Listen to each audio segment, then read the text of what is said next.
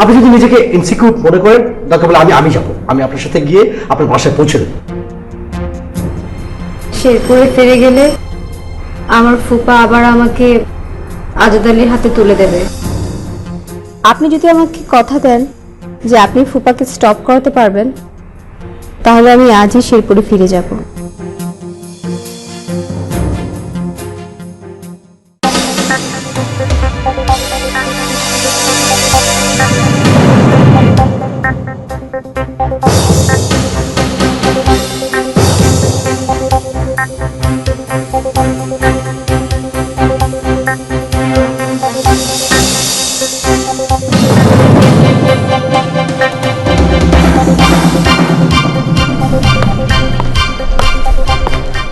পাইছো না, কি বল, পাসপোর্ট, আইডি কার্ড বা ক্রেডিট কার্ড এটি তো না পাওয়ার কথা না। হয়তো হ্যান্ডব্যাগ আছে আর ট্রলিতে কাপড় চোপড় ছাড়া কিছু নেই। তাইলে এখন তোমার কি করতে হবে সেটা কি বলে দিতে পারো? না, তুমি কি এখন ফ্রি আছো? হ্যাঁ ফ্রি আছি, আধা ঘন্টার মতো না। তবে তুমি আগে ফ্রি হও। হ্যাঁ, আমার এখন কি কাজ? আছে, কাজ আছে। আচ্ছা বলছি, সকালবেলা যে দুটা মাই আইছে, ওই দুটার নাম কি? লিজা আর তানি। ওদের ডিটেলসটা আমার চাই। আরে হ্যালো, হ্যাঁ, আমরা চেক আউট করেছি, আমরা বিল দিতে চাই। কি বলেন আপু, আপনারা তো সকালবেলা এলেন, এখনই চলে যাবেন নাকি? আমাদের ফ্রেন্ডের আসার কথা ছিল, ওরা এখনো আসেনি, সো আমাদের এখানে থাকার প্রয়োজন নেই। কিন্তু আপনারা তো এখন যেতে পারবেন না পা। কেন? না পা, হয়েছে কি, ওই যে পুরো যে কলেজ গেট আছে না, ওইখানে একটা টায়ার ফ্যাক্টরিতে আগুন লেগে একটা ড্রাম ব্লাস্ট করছে। ব্লাস্ট করে মনে করেন মানুষ মারা গেছে। তো পাবলিক আবার ক্ষিপ্ত হয়ে গাড়ি গুড়ি ভাঙা শুরু করে দিচ্ছে, রাস্তাও ব্লক করে দিচ্ছে। রাস্তা কখন ক্লিয়ার হবে? তা তো রাইট হবে। আপনাদের বাসা কোথায়? মহাখালী। আপনারা আপনাদের ফ্রেন্ডদেরকে বলে দিন আজকে আপনারা যেতে পারবেন না। ওদের মোবাইল তো অফ পাচ্ছি। ওদের কখন আসার কথা ছিল? 12টায়। একদম ঠিক। গ্যাঞ্জামটা তো শুরু হয়েছে 11:30 থেকে। কি বলেন? আচ্ছা, আমার গোলমালের মধ্যে পড়ে গেল না তো? তাই তো। না, আমি যেটা শুনছি, এলাকার লোক ক্ষিপ্তরা গাড়ি তো ভাঙতেছে, তার মধ্যে লোকজন যাকে সামনে পাইতেছে তাদেরকে দাও দাও কমাইতেছে। আচ্ছা তুমি এক কাজ করো না, ওনাদেরকে একটু সময় দাও, আমি দেখি কি অবস্থা। হ্যাঁ ঠিক আছে।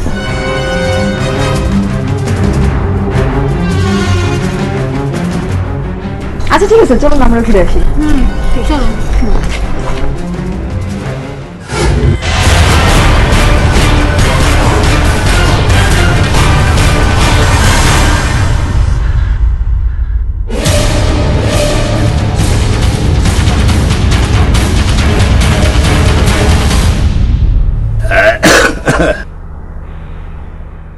কথা আঙ্কেল বললেন না তো, ডাকাত পড়লে আপনার গার্ডরা কিভাবে সিকিউরিটি দেয়? সিকিউরিটিদের কাছে সব সময় পিস্তল থাকে। পিস্তল? হ্যাঁ, আরে লাইসেন্স করা পিস্তল। কাউকে বলি না, তোমাকে বললাম। যা, নিশ্চিত হতে পারেন যদি কখনো ডাকাত পড়ে তাহলে আপনারা গেস্টদেরকে ডিফেন্স করতে পারবেন। আশা করি পারবো।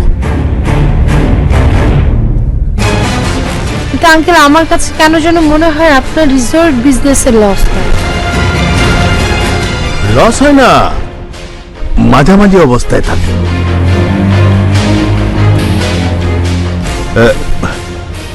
আমি কি তোমার বাবার সাথে কথা বলতে পারি? আপনি নিশ্চয়ই আমার বাবার কাছে জানতে চাইবেন আমার বাবা আমাকে কুড়িয়ে পেয়েছে কিনা, তাই না? আমার সন্দেহটা মানে আমি ক্লিয়ার করতে চাচ্ছি। আঙ্কেল আপনি অবশ্যই আমার বাবার সাথে কথা বলতে পারেন, বাট যে কোনো একটা কারণে আমি চাই না আপনি এই মুহূর্তে আমার বাবার সাথে কথা বলেন। কি কারণ? পরে বলবো আপনাকে। ঠিক আছে, তাহলে তোমার চাচুর সাথে কথা বলি। চাচুর সাথে অবশ্যই আপনি কথা বলবেন, কিন্তু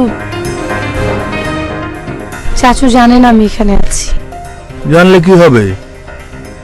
জানলে জানলে আসলে আমার কাজিন এসে আমাকে এখান থেকে নিয়ে যাবে। তাহলে আমার ধারণাই ঠিক, তুমি বাসা থেকে রাগ করে চলে এসেছো। জি। কেন? পরে বলবো আপনাকে।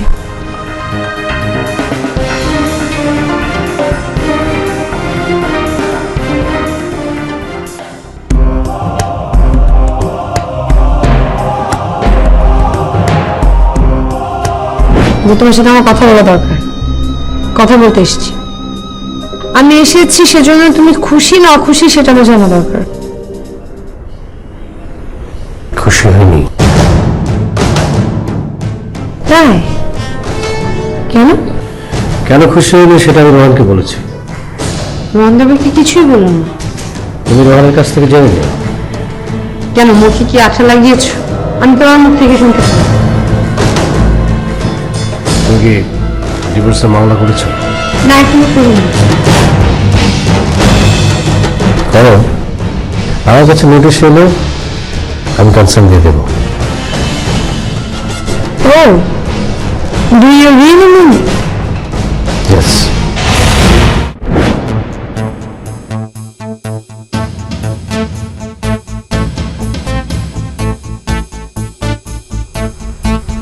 আপনার জন্য রাতের খাবার রান্না করেছি। আপনি আবার রান্না করতে গেলেন কেন? আপনি আমার জীবন বাঁচিয়েছেন, তার প্রতিদান দেওয়ার সাধ্য আমার নেই, তাই রান্না করে কিছুটা হলেও কৃতজ্ঞতা দেখানোর চেষ্টা করব। আচ্ছা, আমি আপনার জীবন বাঁচালাম কখন? আমি যখন আপনার বাড়িতে লুকিয়েছিলাম তখন যদি আপনি লোকগুলোকে ডেকে ওদের হাতে আমাকে তুলে দিতেন তাহলে তো আমি আর বাঁচতে পারতাম না। ওরা আপনাকে প্রাণে মারত না। ওরা যা করতো তা আমার জন্য অপমৃত্যু হতো। যাকে আমি যাচ্ছি। কোথায় যাচ্ছেন আপনি? ছাদে, ওখানেই তো আমার থাকবার কথা। আচ্ছা, আমি বললেই কি আপনার ছাদে থাকতে হবে? ছাদে না থাকলে তো আমার রাস্তায় থাকতে হবে। আসলে আমার সাথে কোথায়? আমার আর একটা বেডরুম আছে, আপনি সেখানে থাকবেন। না, আমি আপনাকে অব্লিগেশনে ফেলতে চাই না। আমি অব্লিগেশন থেকে আপনাকে থাকতে বলছি না, বরং আপনি ছাদে থাকলে আমারই বিপদ হবে। কেন? দেখেন, ছাদটা তো ভাড়াটিয়ারা ইউজ করে। আপনি ছাদের মধ্যে থাকবেন, ভাড়াটিয়া সেখানে যাবে না, ছাদে যাবে না। আপনার সাথে দেখা হলে আপনাকে বিভিন্ন প্রশ্ন করবে, আপনি কি উত্তর দেবেন? যা সত্যি তাই বলবো। এটা আচ্ছা, আপনি কোন সত্যির উত্তরটা দিবেন? বলবো আমার কোনো থাকবার জায়গা নেই তাই আমি ছাদে থাকি। আমার বাসায় আপনি আশ্রয় চেয়েছিলেন, আমি সেটা দেইনি। এটা তো আপনার বলতে হবে তখন। আপনি না চাইলে বলবো না। দেখুন, এ বাড়িতে অনেকগুলো ফ্ল্যাট। এ বাড়িতে যেমন ভালো মানুষও আছে, খারাপ মানুষও আছে, তারও থাকে। আপনি কি বলতে চাচ্ছেন সেটা আমি বুঝতে পেরেছি। তাহলে তো আমার রাস্তায় থাকার রেস্ট নিতেই হবে। দেখুন, আপনার যদি কোনো ক্ষতি হয় এই দায় কিন্তু আমি অস্বীকার করতে পারবো না। আমার ক্ষতি হলে আপনার কিছু যায় আসে না। আমার যায় আসে, কারণ আমি আমার বোনের কাছে ক্লিয়ার থাকতে পারবো না। আপনি আসুন প্লিজ।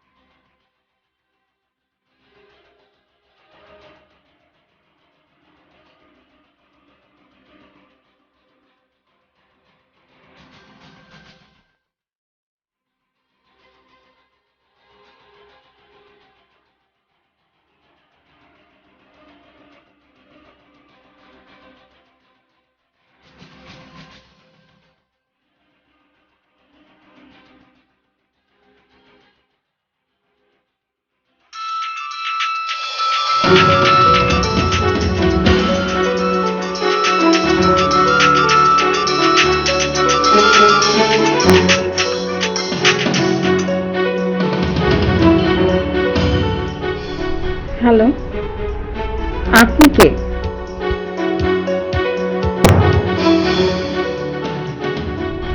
মামাকে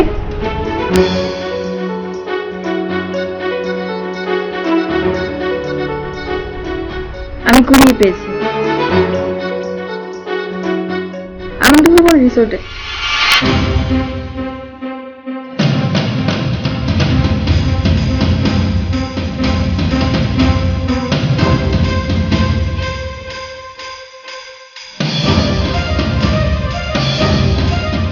এটা তো আপনার বেডরুম। এখানে আপনার পরার জন্য সালোয়ার, শাড়ি সবকিছু আছে, আপনি এখান থেকে পরে নিন। এগুলো কার? এগুলো এগুলো আমার ওয়াইফের। তুমি কোথায়? চলে গেছে। কোথায়? ও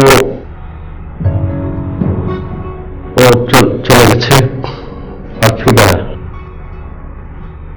ও লাফের দেশে চলে গেছে। সরি, আপনাকে বিব্রত করলাম। আর আপনি অসুবিধা, আপনি নিয়ে যান। আপনি কিন্তু বের হওয়ার তার দিকে একটু বেডরুম অবশ্যই করে থাকবেন।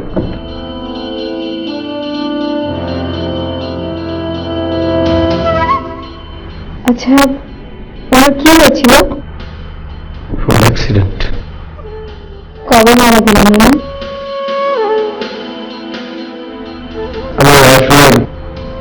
আমি কথাটা কন্ট্রোল করতে পারছি না। আপনি নিয়ে যান, এখানে গ্রামের ডান দিকের বেডরুমটা সেখানে থাকবেন আপনি।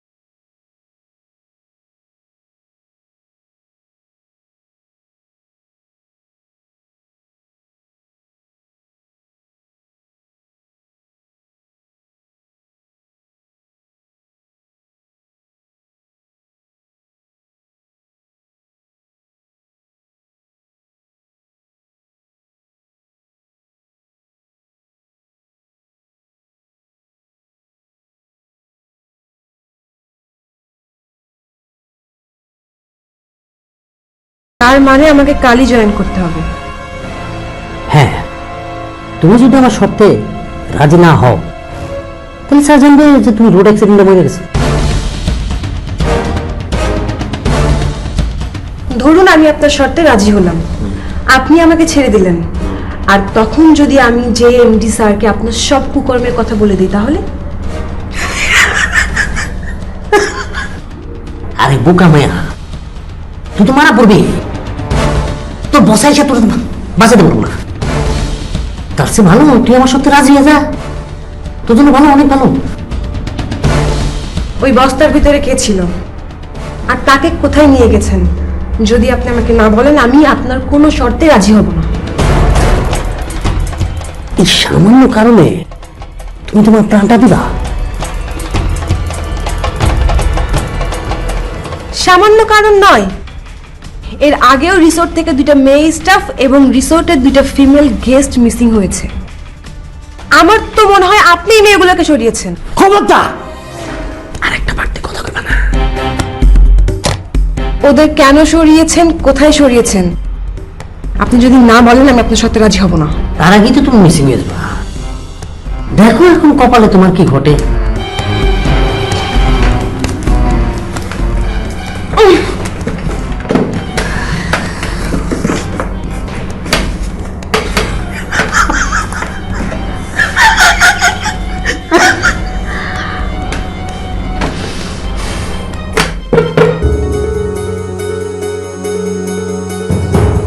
ডিনার করবেন না?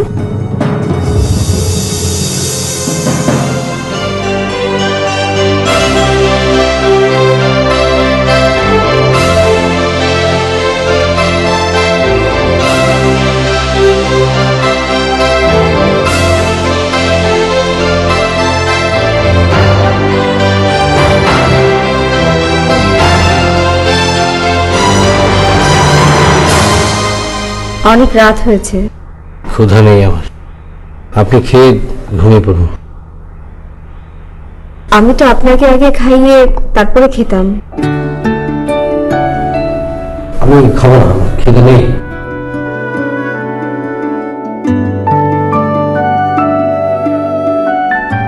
আমারও খিদে নেই।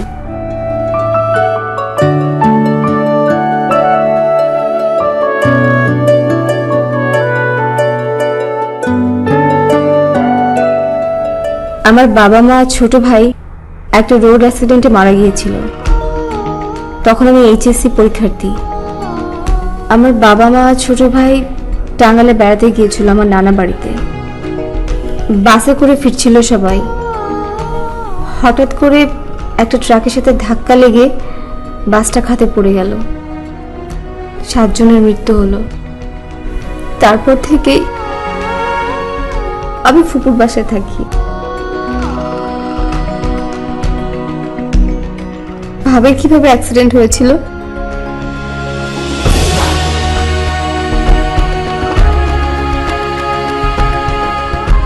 কথা বললে কিছুটা হালকা লাগবে। আমি যখন আমার বাবা মা আর ছোট ভাই লাশটা দেখলাম, তখন আমি পাথরের মতো হয়ে গেছিলাম। আমি কয়েকটা দিন কোনো কথাই বলিনি, এমনকি কাঁদতেও পারিনি। মনে হচ্ছিল আমি শ্বাস আটকে মারা যাব। তখন ফুপু আমাকে চড় থাপ্পড় মেরে কাঁদিয়েছিল।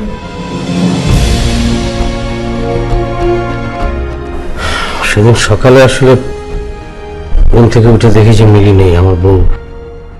অনেক খোঁজাখুঁজি করলাম, খোঁজাখুঁজি করেও পেলাম না। 7 নম্বর সেক্টরে ওর চাচাতো ভাই থাকে, সেখানে খুঁজলাম, সেখানে পেলাম না। ভাবলাম হয়তো ওর বাড়ি খুলনা, ওর বাবা মার কাছে চলে গেছে, কিন্তু ওখানেও সে যায়নি। তবে উপায় না পেয়ে আমি পুলিশে খবর দিলাম। আমি নিজেও কয়েকটা হাসপাতালে খোঁজ নিয়ে দেখলাম, কথা পেলাম না। পরে একটা মেডিকেলের ফোন পেলাম, আমি জানতে পারলাম মিলি অ্যাক্সিডেন্ট হয়ে সে মেডিকেলে আছে। ওখানে আমি ছুটে গেলাম।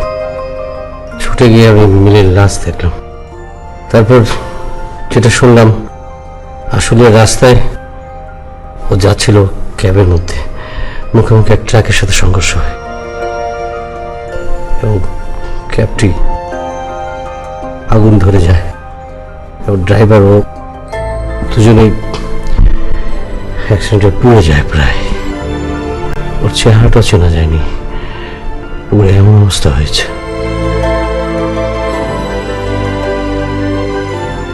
তাহলে কি করে বুঝলাম যে লাশটা ভাবি? চলার পথের বাঁকে বাঁকে